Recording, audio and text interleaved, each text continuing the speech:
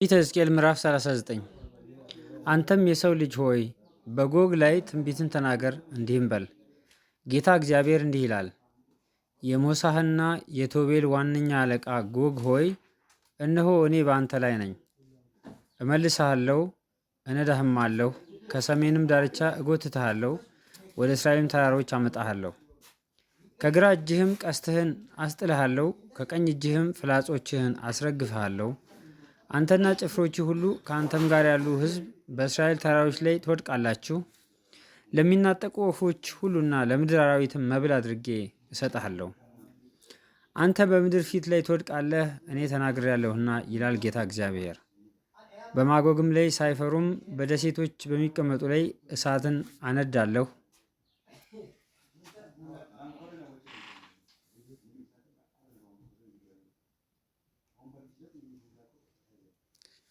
በማጎግም ላይ ሳይፈሩም በደሴቶች በሚቀመጡ ላይ እሳትን እሰዳለሁ። እኔም እግዚአብሔር እንደሆንሁ ያውቃሉ። ቅዱሱም ስሜ በሕዝቤ በእስራኤል መካከል ይታወቅ ዘንድ አደርጋለሁ። ቅዱሱንም ስሜን ከእንግዲህ ወዲህ አላስረክስም። አሕዛብም እግዚአብሔር የእስራኤል ቅዱስ እኔ እንደሆንሁ ያውቃሉ።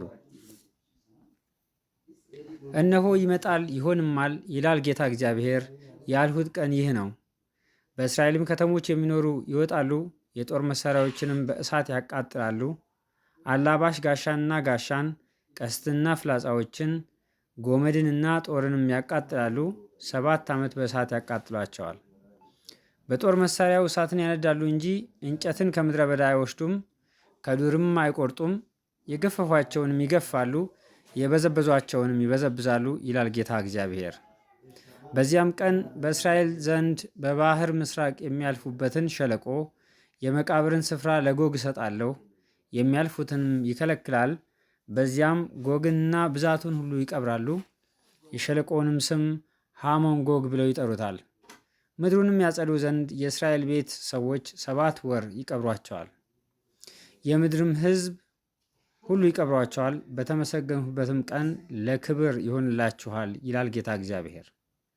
ምድርንም ለማጽዳት በምድሩ ላይ ወድቀው የቀሩትን የሚቀብሩ ዘወትር በምድሩ ላይ የሚዞሩትን ሰዎች ይቀጥራሉ። ከ7 ወርም በኋላ ይመረምራሉ። በምድርም የሚዞሩት ያልፋሉ። የሰውንም አጥንት ቢያዩ ቀባሪዎች በሃሞን ጎግ ሸለቆ እስኪቀብሩ ድረስ ምልክት ያኖሩበታል። ደግሞም የከተማይቱ ስም ሃሞና ይባላል። እንዲሁ ምድሪቱን ያጸዳሉ። አንተም የሰው ልጅ ሆይ ጌታ እግዚአብሔር እንዲህ ይላል፣ ለወፎች ሁሉና ለምድር አራዊት ሁሉ እንዲህ በላቸው፣ ኑ ተከማቹ፣ ስጋንም ትበሉ ዘንድ ደምንም ትጠጡ ዘንድ በእስራኤል ተራሮች ላይ ወደማርድላችሁ መስዋዕት፣ እርሱም ታላቅ መስዋዕት፣ ከየስፍራ ሁሉ ተሰብሰቡ። የኃያላኑን ስጋ ትበላላችሁ። የምድርንም አለቆች የአውራ በጎችንና የጠቦቶችን የፍየሎችንና የወይፈኖችን የባሳንን ፍሪዳዎች ሁሉ ደም ትጠጣላችሁ።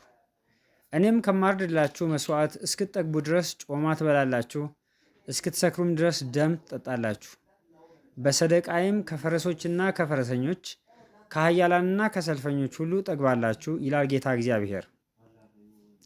ክብሬንም በአሕዛብ መካከል አኖራለሁ። አሕዛብም ሁሉ ያደረግኩትን ፍርዴን በላያቸውም ያኖርኋትን እጄን ያያሉ። ከእንግዲህም ወዲያ የእስራኤል ቤት እኔ እግዚአብሔር አምላካቸው እንደሆንሁ ያውቃሉ። አሕዛብም የእስራኤል ቤት በኃጢአታቸው ምክንያት እንደተማረኩ ያውቃሉ። ስለበደሉኝ እኔም ፊቴን ከእነርሱ ስለሸሸግሁ በጠላቶቻቸው እጅ አሳልፌ ሰጠኋቸው። እነርሱም ሁሉ በሰይፍ ወደቁ።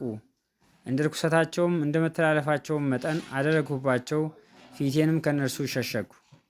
ስለዚህ ጌታ እግዚአብሔር እንዲህ ይላል፣ አሁንም የያዕቆብን ምርኮ መልሳለሁ፣ ለእስራኤልም ቤት ሁሉ እራራለሁ፣ ስለ ቅዱስ ስሜም እቀናለሁ።